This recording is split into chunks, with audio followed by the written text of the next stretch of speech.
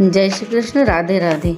श्री कृष्ण गोविंद हरे मुरारी, हे नाथ नारायण वासुदेवा, हे नाथ नारायण वासुदेवा, हे नाथ नारायण वासुदेवा।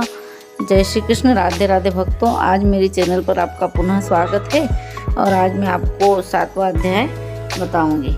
अब इस 7वें अध्याय में जो है वो कार्तिक व्रत करने वाले के लिए क्या क्या वस्तुएं त्याज्य है, क्या नहीं खाना चाहिए, वही मैं बताऊंगी। तो नारद जी बोले, हे महाराज, कार्तिक व्रत धारण करने वाले मनुष्यों के नियम संक्षेप में सुनो। सब प्रकार की विषयासक्त वस्तुएं जैसे मांस, शहद, राई और आदि उन्मत्त करने वाली चीज़ों का परित्याग कर दें। पराया अन्न, परद्रोह, परदेश गमन, बिना तीर्थ के अन्य स्थान में रहना छोड़ देवे। यानी जब कार्तिक मास चल रहा हो तो हमको अगर तीर्थ जाना है तो ही कहीं जाएं, अन्यथा नहीं जाएं। देवता, वेद, ब्राह्मण, गुरु, गौ, स्त्री और राजा आदि की निंदा त्याग देवे। चना, मटर, तिल का तेल, न खरीदा हुआ पकवान, भाव और शब्द से दूषित वस्तुओं को भी छोड़ दे। जीवधारी प्राणी का मांस, चूना, जम्भीरी, नींबू, मसूर तथा झूठा अन्न न खाएं। बकरी, भैंस, गौ के दूध के सिवा अन्य पशुओं का दूध, पृथ्वी से पैदा हुआ नमक, ये भी सब छोड़ देवे। तांबे के पात्र में रखा हुआ पंचगव्य, पोखर का जल और अपने लिए पकाया हुआ अन्न बिना भगवान के भोग लगाया हुआ, ये सब मांस के तुल्य कहा है।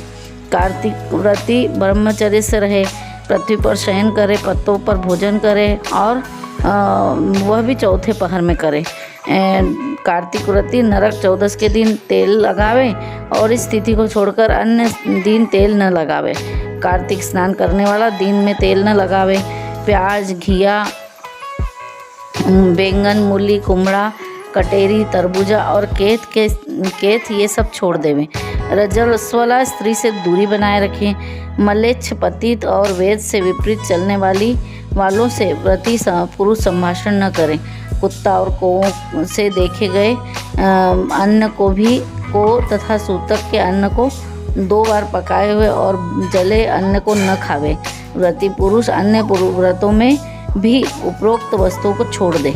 विष्णु भगवान की प्रसन्नता के लिए अपनी शक्ति अनुसार व्रत उपवास करे। क्रम से काशी फल, कटेरी, नई मूली, नारियल, तरबूजा, आंवला, घिया, परवल, बेर, बैंगन, लौकी और तुलसी, इनके शाक को भी प्रतिपदा तिथियों में त्याग देवे। यानी प्रतिपदा जब हो तो ये चीज़ें प्रतिपदा के दिन नहीं खानी चाहिए। रविवार के दिन आंवले का सेवन न करे। इन वस्तुओं के अतिरिक्त व्रती मनुष्य जिन वस्तुओं का त्याग न करे अथवा खाना चाहे तो उनमें से पहले ब्राह्मण को दान करके भोग लगाकर फिर स्वयं सेवन करे। व्रती पुरुष माघ मास में भी उक्त नियमों का पालन करे और प्रबोधनी एकादशी में जागरण करे। कार्तिक के व्रत करने वाले को देखकर यम के दूत ऐसे भाग जाते हैं जैसे शेर से डरकर हाथी। विष्णु का एक व्रत भी 100 यज्ञों में श्रेष्ठ है, क्योंकि यज्ञ करने वाले को स्वर्ग मिलता है और कार्तिक के व्रत करने वाले को वैकुंठ। ये बहुत बड़ी बात है कि अगर हम कार्तिक का व्रत करते हैं तो हमें वैकुंठ मिलता है और यज्ञ करने से तो स्वर्ग मिलता है, लेकिन वैकुंठ तो उससे भी ज़्यादा अच्छा है। इन भूतल में जितने भोग और मोक्ष हैं वे सब कार्तिक के व्रत करने वाले के देह में निवास करते हैं। इंद्रादि सब देवता कार्तिक व्रती को ऐसे रक्षा करते हैं जैसे सेवक उस अपने राजा की। विष्णु के व्रत करने वाला मनुष्य जहाँ पूजा करने बैठता है वहाँ भूत पिशाच आदि नहीं रहते।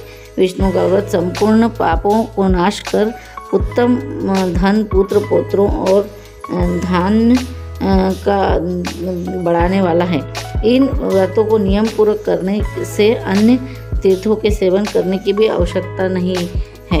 यही था कार्तिक मास का 7वां अध्याय, जिसमें ये बताया कि कौन कौन सी वस्तुएं त्यागना चाहिए और हमें व्रत करने से उत्तम फल की प्राप्ति होती है, जो कि यज्ञ से भी ज़्यादा कार्तिक व्रत करने से हमें फल की प्राप्ति होती है।